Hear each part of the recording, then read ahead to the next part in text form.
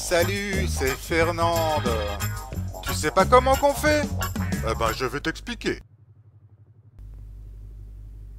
Salut, c'est Fernande. Aujourd'hui, je te parle du nouveau système de Workbench. Donc, le nouveau système qui a été implanté par Facepunch dans Rust, c'est la possibilité de rechercher des blueprints via les Workbench à l'aide de scrap. On appelle ce système l'arbre des technologies, donc en anglais le Tech Tree, l'arbre des technologies, qui vient compléter ce qu'on avait l'habitude de faire en trouvant un objet et en allant dans la table d'architecte pour faire la recherche.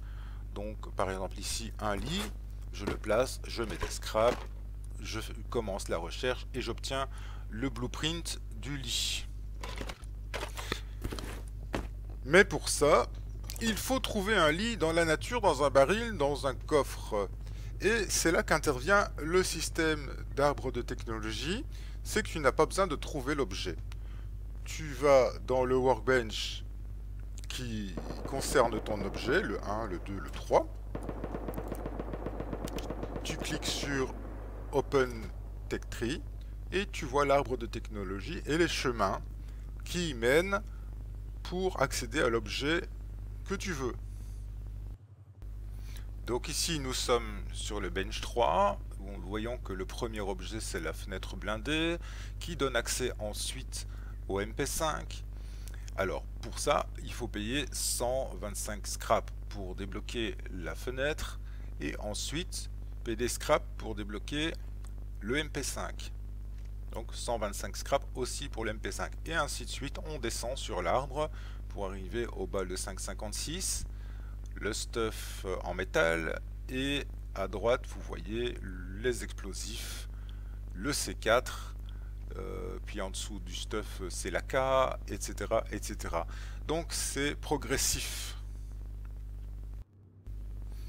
Mais le problème, c'est que ça coûte très cher en scrap. Donc ici nous sommes sur le bench 1, et je vois que je dois débloquer le marteau, un objet dont je ne me sers jamais, pour pouvoir débloquer la pioche, la hache, le couteau. Par exemple, ici dans cet arbre-ci, le premier objet, moi, qui m'est utile, c'est l'échelle. Donc nous voyons que l'échelle en bas à gauche, il y a plusieurs objets à débloquer avant d'y accéder. Donc chaque fois, c'est des scraps pour débloquer des objets dont je ne me sers pas.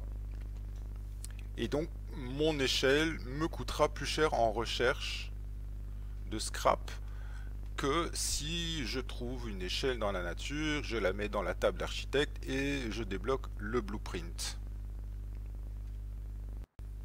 Prenons l'exemple concret du lit. Voilà, si je veux trouver le lit, vous voyez le chemin que je dois faire, je dois débloquer le seau. Je dois débloquer plusieurs objets avant d'y arriver par le chemin à droite, hein, qui descend par la chaise, l'étagère, et enfin le lit. Donc si je ne trouve pas de lit dans la nature, évidemment j'ai la possibilité de débloquer tout ça. Mais ici, comme j'ai un lit, je vais dans la table d'architecte, je fais ma recherche de blueprint. Là, j'apprends le blueprint du lit, et quand je vais sur l'arbre de technologie du bench 1, je vois que mon lit est allumé en vert, ça veut dire qu'il est débloqué. Donc je peux crafter le lit et il est inscrit dans mon arbre de technologie. Mais les autres objets qui sont au-dessus ne sont pas débloqués, évidemment, et tout ce qui se passe en dessous du lit dans l'arbre, évidemment je ne pourrai pas le débloquer tant que je n'aurai pas débloqué tout le chemin. Voilà, donc je peux débloquer des objets individuels, mais ça ne débloque pas tout mon arbre de technologie. Pour moi, évidemment, c'est une bonne nouvelle parce que, par exemple, ici, je veux avoir la trappe à échelle, carrée ou triangulaire, et comme j'ai pas de bol dans la nature, ma trappe à échelle, je la trouve jamais.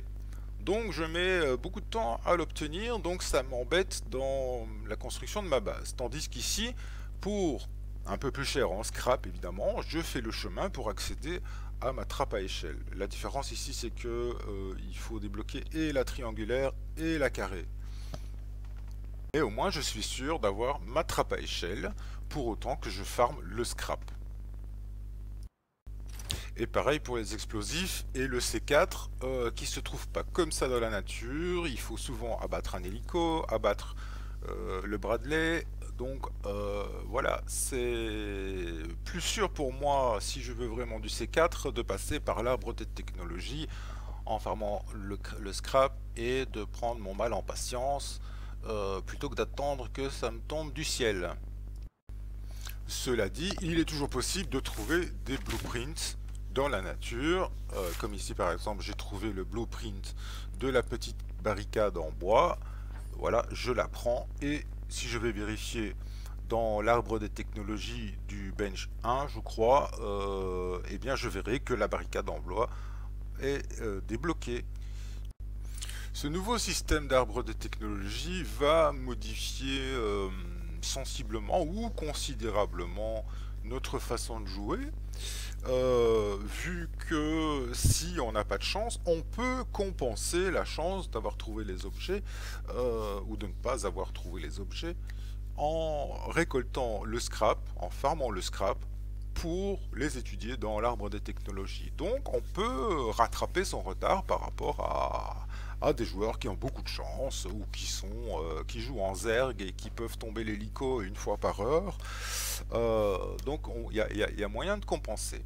Évidemment, c'est onéreux, donc ça fait beaucoup de scrap pour certains objets, mais il est possible, on peut imaginer rentabiliser cet arbre de technologie en revendant ce qu'on a étudié. Par exemple, si je débloque le chemin pour accéder à l'AK, pour accéder au C4, c'est deux objets qui sont quand même très importants dans le jeu, dont tout le monde rêve en début de jeu pour être le maître du game.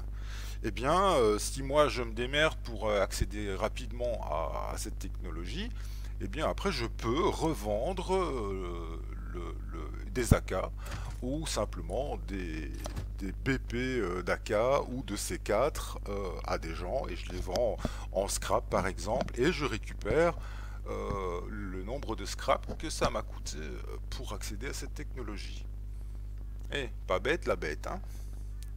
Voilà donc les rusters et les rusteuses, je vous souhaite un bon jeu et je vous souhaite plein de plaisir. Au revoir.